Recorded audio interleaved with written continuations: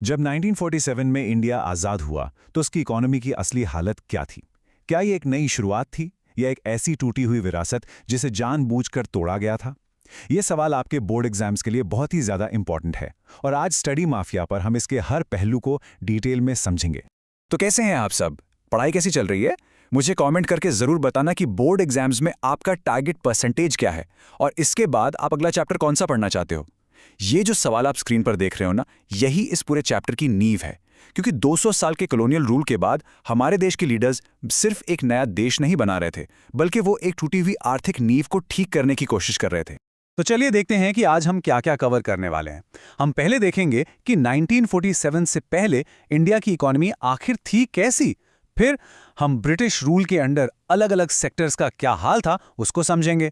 उसके बाद हम आज़ाद इंडिया के नए इकोनॉमिक गोल्स, इकोनॉमिक प्लानिंग का रास्ता और आखिर में हमारे मिक्स्ड इकोनॉमी मॉडल को डिटेल में डिस्कस करेंगे।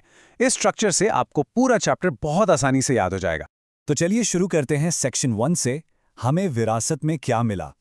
लगभग 2 सदियों के ब्रिटिश राज के बाद जो इकोनॉमी हमें मिली वो स्टैग्नेंट थी।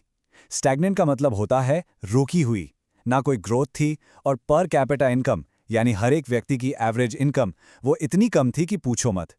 इकोनॉमी पूरी तरह से थप्पड़ चुकी थी, चारों तरफ गरीबी फैली हुई थी और इंफ्रास्ट्रक्चर जैसे सड़कें, हॉस्पिटल, स्कूल्स ये सब ना के बराबर थे। और सबसे हैरान करने वाली बात यह थी कि देश की 70 से 75% आबादी सिर्फ और सिर्फ खेती पर निर्भर थी।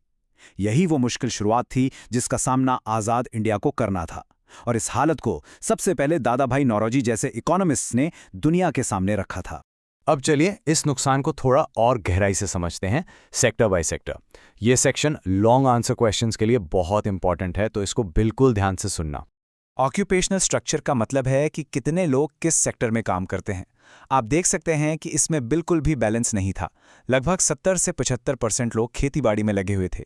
लेकिन सबसे बड़ी प्रॉब्लम ये थी कि जिस सेक्टर पर इतने सारे लोग डिपेंडेंट थे वही सबसे ज़्यादा पिछड़ा हुआ और रुका हुआ था। एग्रीकल्चर की इस बुरी हालत का एक बहुत बड़ा कारण था जमींदारी सिस्टम। इसमें क्या होता था कि ज़मीन के मालिक होते थे ज़मींदार और वो किसानों से बहुत ज़्यादा रेंट यानी लगान वसूलते थे। बेचारे किसान के पास इतना कम पैसा बचता था कि वो ज़मीन को बेहतर बनाने के लिए कुछ इन्वेस्ट ही नहीं कर पाता था। इसीलिए खेती की प्रोडक्टिविटी बहुत कम थी और गरीबी बढ़ती जा रही थी। इसको नोट कर लो, ये एक बहुत इंपॉर्टेंट टर्म है। अब आते हैं इंडस्ट्रियल सेक्टर पर। अंग्रेजों ने डी इंडस्ट्रियलाइजेशन की पॉलिसी अपनाई। इसका मतलब है इंडिया की जो ट्रेडिशनल इंडस्ट्रीज थी, जैसे हाथ से बनने वाले कपड़े जो पूरी दुनिया में फेमस थे, उन्हें सिस्टमैटिकली बर्बाद कर दिया गया।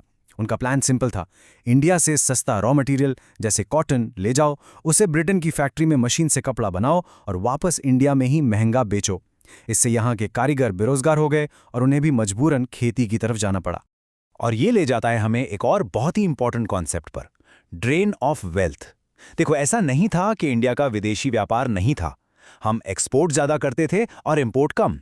इससे जो एक्स्ट्रा पैसा आता था, जिसे ट्रेड सरप्लस कहते हैं, वो इंडिया में इन्वेस्ट होना चाहिए था ना, पर ऐसा नहीं हुआ। अंग्रेज उस पैसे को अपने एडमिनिस्ट्रेटिव खर्चों और लड़ाइयों को फंड करने के लिए इस्तेमाल करते थे। यानी इंडिया की कमाई से ब्रिटिश एम्पायर चल रहा था। यह बोर्ड एग्जाम्स के लिए 5 स्टार टॉपिक है।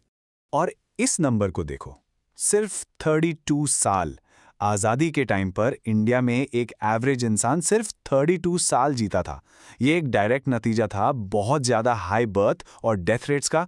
बच्चों की मौत की दर बहुत ज़्यादा थी और पब्लिक हेल्थ फैसिलिटीज़ तो ऐसी थी जैसे ना ही हो। सोचकर देखो कितनी खराब हालत थी। एक सच में शॉकिंग स्टैटिस्टिक। तो अब तक हमने प्रॉब्लम्स देख ली कि हालत कितनी खराब थी। चलो अब सॉल्यूशंस की बात करते हैं। इस टूटी हुई इकोनॉमी के साथ इंडिया के नए लीडर्स को एक क्लियर प्लान चाहिए था, नए गोल्स चाहिए थे, ताकि एक मॉडर्न और सेल्फ रिलायंट यानी आत्मनिर्भर देश बनाया जा सके। तो इंडिया के लीडर्स ने 4 मेन इकोनॉमिक गोल्स बनाए। पहला, ग्रोथ यानी देश की जीडीपी और पर कैपिटा इनकम को बढ़ाना। दूसरा, मॉडर्नाइजेशन यानी नई टेक्नोलॉजी अपनाना और सामाजिक सोच को भी आगे बढ़ाना। तीसरा, सेल्फ रिलायंस यानी अपनी जरूरतों के लिए दूसरे देशों पर कम से कम निर्भर रहना। और चौथा, इक्विटी यानी देश की दौलत सब में लगभग बराबर से बंटे, अमीर गरीब का फर्क कम हो। ये 4 गोल्स आगे जाके मॉडर्न इंडिया का ब्लूप्रिंट बने। लेकिन इन सभी गोल्स को एक साथ अचीव करना बिल्कुल आसान नहीं था। एक चैलेंज था इनको बैलेंस करने का। एग्जाम्पल के लिए, अगर हम बहुत तेजी से सिर्फ ग्रोथ पर फोकस करते तो हो सकता था कि अमीर और ज्यादा अमीर हो जाते और गरीब और ज्यादा गरीब। इस बैलेंस को बनाना ही नई सरकार के लिए सबसे बड़ा काम था। तो इन 4 बड़े बड़े गोल्स को अचीव करने के लिए आखिर कौन सा रास्ता चुना गया? जवाब था एक system of long term planning, और इसको नाम दिया गया 5 ईयर प्लान्स। और इस पर काम बहुत तेजी से शुरू हुआ। 1950 में एक प्लानिंग कमीशन बनाया गया जिसका काम था देश के लिए डेवलपमेंट की स्ट्रैटेजीज बनाना। और ठीक 1 साल बाद 1951 में पहला 5 ईयर प्लान लॉन्च कर दिया गया। ये टाइमलाइन दिखाती कि देश की प्रॉब्लम्स को सॉल्व करने के लिए कितना सिस्टमैटिक अप्रोच लिया गया। अब अगला बड़ा सवाल था कि देश में इकोनॉमिक सिस्टम कैसा होगा। क्या सब कुछ प्राइवेट कंपनीज के हाथ में होगा, जिसे कैपिटलिस्ट सिस्टम कहते हैं, या सब कुछ सरकार के कंट्रोल में होगा, जिससे सोशलिस्ट सिस्टम कहते हैं? इंडिया ने बीच का रास्ता चुना। इंडिया ने मिक्स्ड इकोनॉमी मॉडल को अपनाया, जिसमें सोशलिज्म और कैपिटलिज्म दोनों के अच्छे एलिमेंट्स को शामिल किया गया। पब्लिक सेक्टर यानी सरकारी कंपनीज जिनका फोकस सोशल वेलफेयर यानी लोगों की भलाई पर था, उन्होंने हेवी इंडस्ट्री, डिफेंस और रेलवेज जैसे जरूरी सेक्टर्स को संभाला।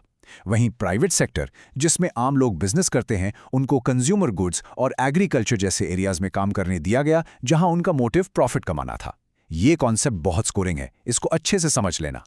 तो अब जब हम चैप्टर के एंड में आ गए हैं, इस पूरी इकोनॉमिक स्ट्रैटेजी से सबसे बड़ा टेक अवे यानी सबसे जरूरी बात क्या थी? चलो इस चैप्टर के सबसे इंपॉर्टेंट पॉइंट्स को जल्दी से रिवाइज करते हैं। तो जल्दी से सुनो। 1947 से पहले इकोनॉमी रुकी हुई थी, खेती पर निर्भर थी और अंग्रेजों ने इसका खूब शोषण किया। मेन प्रॉब्लम्स थी जमींदारी सिस्टम, डी इंडस्ट्रियलाइजेशन और ड्रेन ऑफ वेल्थ। आज़ादी के बाद हमारे गोल थे ग्रोथ, मॉडर्नाइजेशन, सेल्फ रिलायंस और इक्विटी। इसको पाने का तरीका था 5 ईयर प्लान्स जो प्लानिंग कमीशन बनाती थी। और हमारा सिस्टम था मिक्स्ड इकोनॉमी, जिसमें पब्लिक और प्राइवेट दोनों सेक्टर थे। बस इतना ही। अगर आज का कॉन्सेप्ट क्लियर हो गया हो तो लाइक करो, शेयर करो और स्टडी माफिया को सब्सक्राइब करना मत भूलना, क्योंकि यहाँ पढ़ाई होती है स्मार्ट तरीके से।